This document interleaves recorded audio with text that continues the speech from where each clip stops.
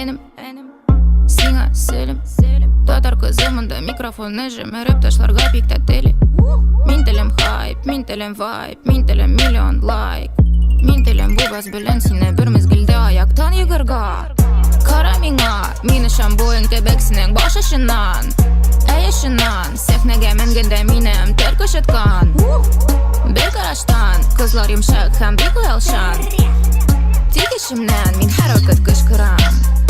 Business in the hood. Безнең кызлар ut. Business in the hood. Безнең кызлар ut.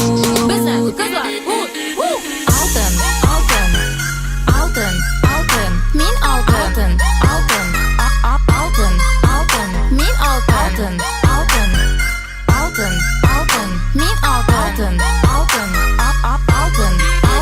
Min altın, min altın, min altın matur şaşak. Min altın, min altın, min altın matur şaşak. Min altın, min altın, min altın matur şaşak. Min altın, min altın, min altın matur şaşak. Нәрсәдән ясалган кызлар? Бәлки алар ясалган йолдыздан, бәлки алар ясалган нарайның якты нурыннан. Кем белә? Бриллиант безнең дус, нәк шулай. Безнең дус Instagram, нәк шулай. Ләкин күзгә карасам, ашап бетерәм тулысы белән. Нәрсәдән ясалган егетләр? Төнлә алар явыз итләр. Ирдәсен уята булмый, кылана гүя картмәшеләр. Ләкин мин аларны яратам. YouTube'дан үземә каратам. Артка шигенү һәм мин үз җиремнән кычкырам. Business in the hood. Безнең кызлар ut. Business in the hood. Безнең кызлар ut.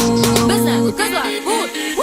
Алтын, алтын, алтын, алтын. Мин алтын, алтын, алтын, алтын. Мин алтын, алтын, алтын, алтын. Мин алтын, алтын, алтын, алтын. Мин алтын, мин алтын, мин алтын матур шашак. Мин алтын, мин алтын, мин алтын матур шашак. Мин алтын, мин алтын, мин алтын матур шашак. Мин алтын, мин алтын, мин алтын матур шашак.